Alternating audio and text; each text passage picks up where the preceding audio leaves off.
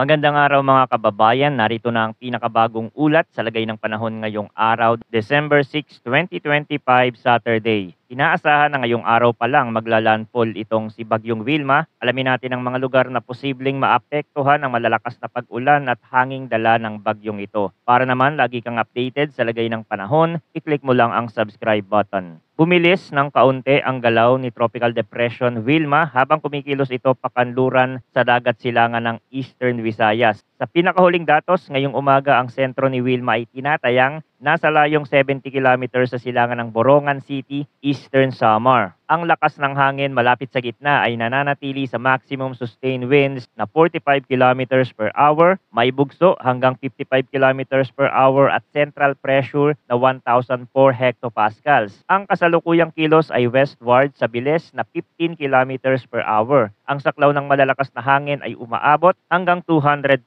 kilometers mula sa sentro, kaya maaari pa ring makaranas ng bugso ng hangin at ulan ang mga lugar na wala sa mismong daraanan ng mata o sentro ng bagyo. Nananatiling nakataas ang Tropical Cyclone Wind Signal number 1, nangangahulugang may banta ng strong winds sa loob ng susunod na 36 hours na may range ng hangin na 39 hanggang 61 kilometers per hour. Inaasahang minimal hanggang minor ang potensyal na epekto sa buhay at ari-arian. Ngunit sapat ito upang magpatumba ng marurupok na sanga, makapagpalipad ng magagaan na yero at magpalala ng pag-alon sa silangang baybayin sa Luzon. Sakop ng Signal number 1 ang Sorsogon, Masbate, kabilang ang Ticao at Burias Island, Romblon, southern portion ng Oriental Mindoro, southern portion ng Occidental Mindoro, at northern portion ng Palawan, kabilang ang Cuyo, Calamian at Cagayancillo Island. Sa Visayas, sakop ang Northern Samar, Eastern Samar at Samar, gayon din ang Biliran, Leyte, Southern Leyte, Cebu, kabilang ang Bantayan at Camotes Island, Bohol, Negros Occidental, Siquijor, Northern at Central portion ng Negros Oriental, Guimaras, Iloilo, Capiz, Aklan at Antique. Sa Mindanao, Surigao del Norte, kabilang ang Siargao at Bukas Grande Island, Dinagat Island, northern portion ng Surigao del Sur,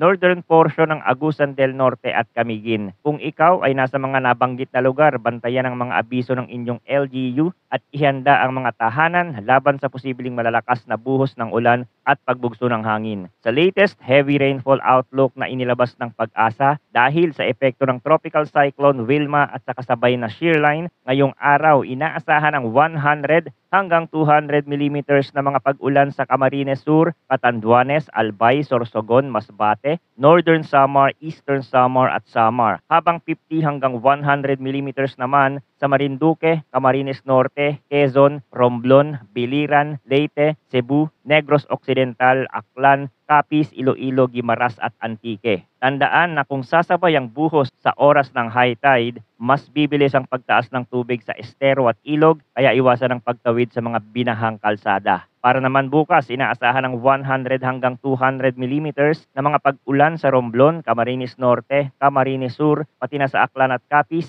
Nasa 50 hanggang 100 millimeters naman ang posibleng ulan sa Aurora, Isabela, Quezon, Oriental Mindoro, Marinduque, kabilang ang Catanduanes, Albay, Sorsogon, Masbate, Antique, Iloilo at Guimaras. Pagsapit ng Monday, December 8, 50 hanggang 100 millimeters ang posibleng maranasan na ulan sa Cagayan, Isabela, Aurora, gayon din sa Quezon, Oriental Mindoro, Marinduque, Occidental Mindoro at Palawan. Ang kombinasyon ng amihan at shear line na kumakapit sa norte kasama ang moisture mula sa sirkulasyon ni Wilma ang magpapalakas sa mga kaulapan at thunderstorm cluster. Sa mga bulubunduking lugar dahil sa orographic lifting, maaaring mas mataas pa sa forecast ang actual na totals, kaya dagdag ingat sa landslide prone na barangay. Sa track at intensity outlook, mahalagang tandaan na maaari pa ring maranasan ang heavy rainfall at malalakas na hangin sa mga lokalidad na wala sa mismong landfall point at kahit nasa labas ng forecast confidence cone. Inaasahang gagalaw si Wilma ng generally westward sa malaking bahagi ng forecast period. Sa kasalukuyang track, posibleng gawin ni Wilma ang initial landfall sa Eastern Visayas ngayong araw. Pagkatapos nito, magpapatuloy ang pagtawid sa Visayas hanggang bukas, Sunday, December 7 at lalabas sa Sulu Sea. May mataas na tsansang dadaan sa bahaging hilaga ng Palawan pagsapit ng Monday, December 8 sa umaga. Pagdating sa lakas, malamang na manatili si Wilma bilang tropical depression habang tinatawid ang Visayas at Southern Luzon. Ngunit kapag nakalabas sa West Philippine Sea, posibleng magkaroon ng karagdagang intensification depende sa init ng dagat at sa lakas ng northeast monsoon surge na maaaring lumamig sa paligid ng sirkulasyon at magpahina sa convective growth.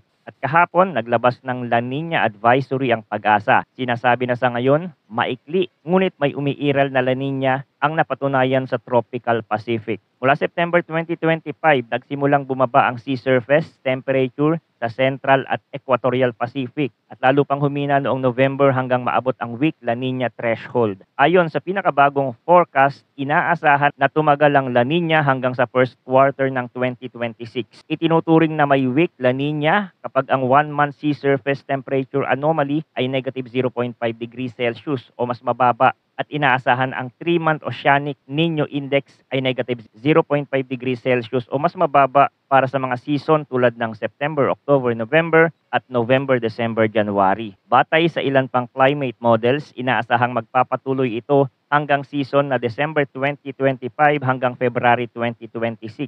Kaugnay nito, ang La Nina ay karaniwang nagdudulot ng above normal rainfall sa karamihan ng bansa sa huling quarter ng taon at unang bahagi ng susunod. At kalakip nito ang mas mataas na tsansa ng pagbaha, flash floods at rain-induced landslides. May pagtaas din sa chance ng tropical cyclone activity sa loob ng Philippine Area of Responsibility sa panahong yan. Kaya mahalagang maging maagap sa paghahanda kahit hindi typhoon level ang isang paparating na sistema. Para naman sa 24-hour sea condition outlook, asahan ang very rough seas sa piling seaboards. Hanggang 5.5 meters ang taas ng alon sa northern at eastern seaboards ng Catanduanes at sa eastern seaboards ng Albay at Sorsogon at sa northern seaboards ng northern Samar. Hanggang 5 meters naman ang posibleng taas ng alon sa mga seaboards ng mainland Cagayan, Isabela at Aurora at sa northern at eastern seaboards ng Polillo Island, Camarines Norte, Camarines Sur, pati ang natitirang seaboards ng northern Samar. Hanggang 4.5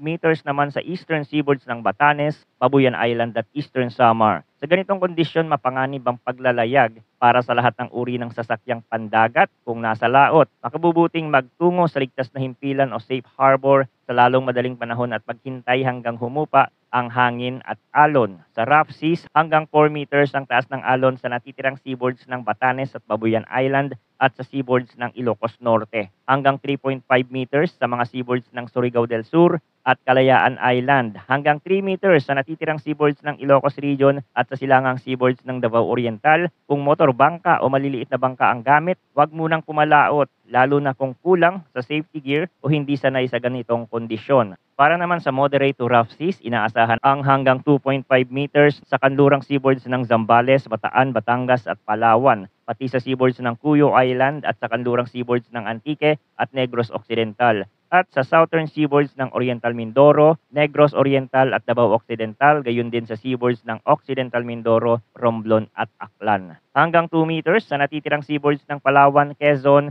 at Camarines Sur, gayon din sa seaboards ng Marinduque, sa northwestern seaboard ng Masbate, kabilang ang Burias Island, sa natitirang seaboards ng Oriental Mindoro at sa northern seaboards ng Zamboanga del Norte. Kung hindi maiiwasang bumiyahe, magdoble ingat, magsuot ng life vest at tiyaking maayos ang makina, timon at komunikasyon. Mga kababayan, panatilihan ng maagang paghahanda, i-monitor ang opisyal na advisories at iwasan ang hindi kinakailangang paglalakbay sa mga oras na pinakamalakas ang ulan at hangin. Ang maingat na desisyon ngayon ang susi para manatiling ligtas hanggang sa tuluyang makatawid si Wilma at humupa ang sama ng panahon.